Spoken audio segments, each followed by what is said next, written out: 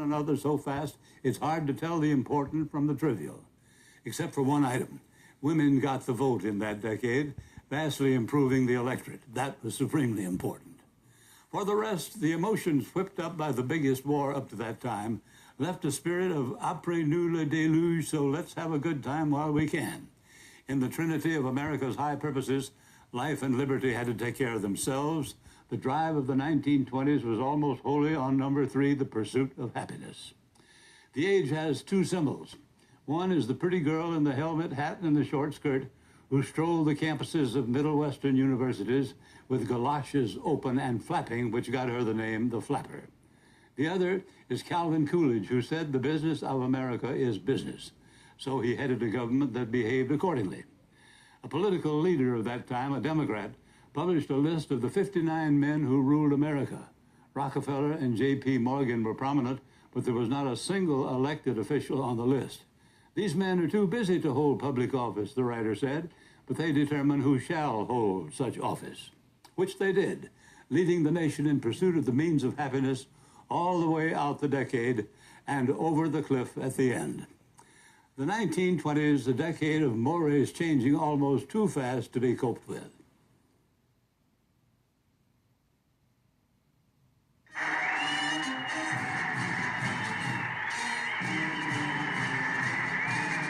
The dawn of the Roaring Twenties opened a new chapter in the 20th century. The war to end all wars had ended, and American troops returned home victorious to celebrations around the country. Yet beneath the surface, the sentiment was very different. President Woodrow Wilson spent 1919 and 1920 touring the country and promoting the League of Nations. Wilson believed that U.S. involvement in international affairs was a necessary step to guarantee peace, even though the fighting in Europe was over. But public opinion indicated a majority of Americans were in no mood to listen. The austerity and sacrifice of the war years had worn down morale. Most citizens wanted to return to the good old days that the war had so abruptly interrupted.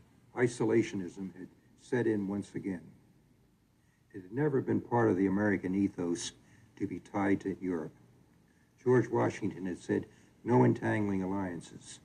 There's a great big ocean out there. Well, the ocean's getting smaller and smaller. But the prevailing public opinion and political opinion was against the League of Nations. By the end of 1920, an exhausted and ailing Wilson failed to convince Congress to ratify the Treaty of Versailles, and the League of Nations was rejected. Wilson's foreign policy was abandoned.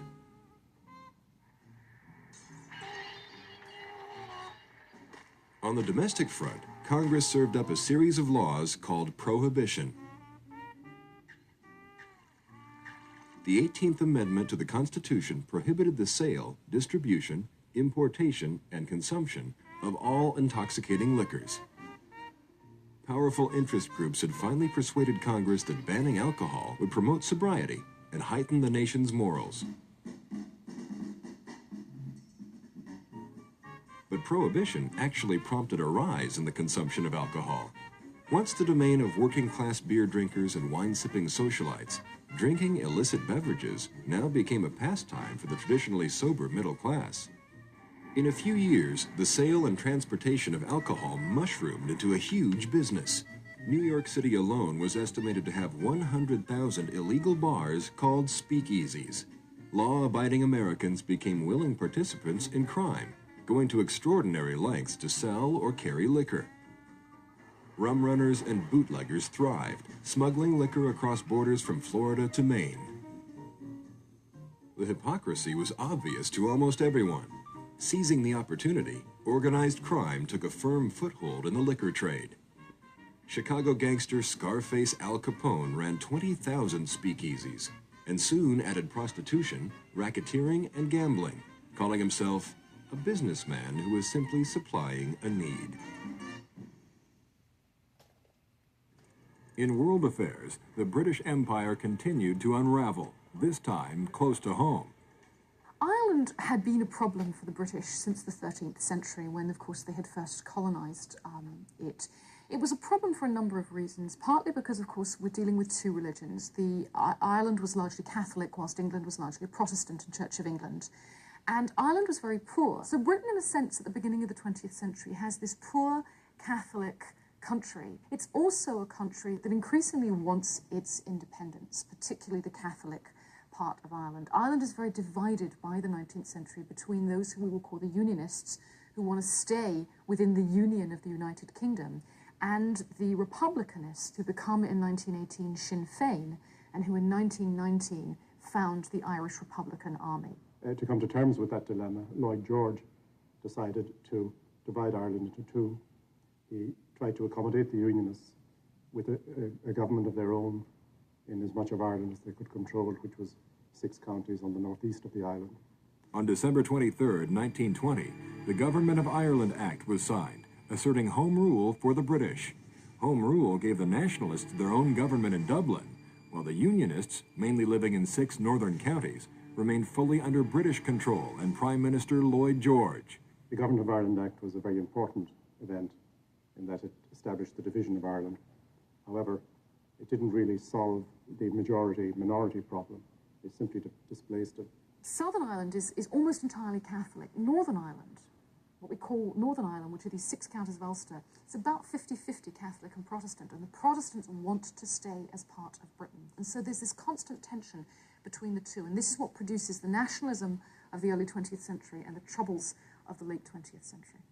After granting Ireland a self-governing homeland, Britain turned its attention to another corner of the empire, India.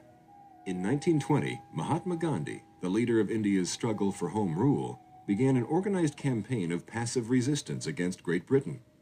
Although Gandhi's political and spiritual influence on the country was considerable, many in the Indian population didn't fully understand his non-violent philosophy. As a result, armed revolts broke out in 1921, and Gandhi admitted defeat, calling an end to his civil disobedience campaign. In 1922, he was imprisoned by the British government and held until 1924. After his release, Gandhi withdrew from active politics. However, in the early 30s, he was unavoidably drawn back into the struggle for India's independence. In Russia, conflict was still plaguing the political landscape. Following the Bolshevik Revolution, Vladimir Lenin was elected the head of government and initiated a move to consolidate the power of the new Soviet state. Lenin was continuing the old Russian intellectual tradition. I think that he was sincere in his expectation to achieve something for the Russian people. Lenin tried to avoid the future development of capitalism in Russia.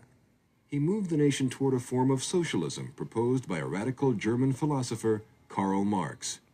I think that in Lenin there is a strange blending, strange mixture of Marx's ideas with Russian tradition of more radical views. Marx's critique of the early stage of capitalism was quite important, but Lenin applied the negative part of Marxist teaching.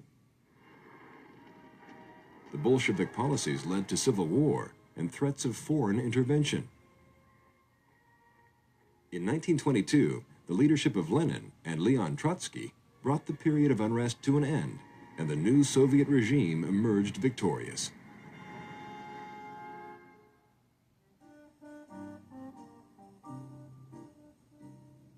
America was mired in a struggle of its own. The economy was in recession, and the nation faced widespread unemployment and labor unrest. Farm prices were slipping to new lows, while the cost of living soared. Americans were ready for social and political change. When November came, that change was embodied by Republican Warren G. Harding, who many hoped could return the country to the good old days. Harding was elected by a resounding majority, trouncing Democratic contender James Cox and his running mate Franklin D. Roosevelt.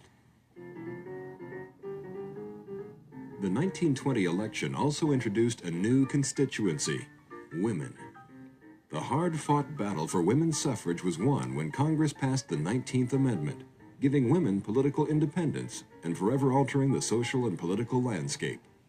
I was one of the first ones to vote when they let women vote. And it was really a big thing in the world when women were allowed to have a hand in the making of the world.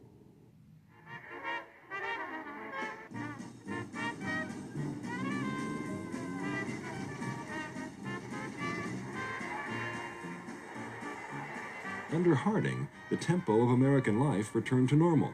Signs of boom were seen in many sectors of society. Employment levels rose as industry and manufacturing increased.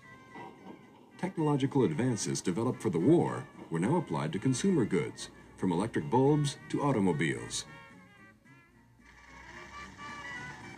The surplus of World War I pilots pushed aviation's growth in new directions. Airmail first ventured into the skies with service between New York and San Francisco. America's move into a new mechanized age also initiated a shift in population. For the first time in history, the start of the 20s saw 51% of the country living in cities. New jobs, new beginnings, and new opportunities brought the level of optimism to new heights, and time for leisure and entertainment increased.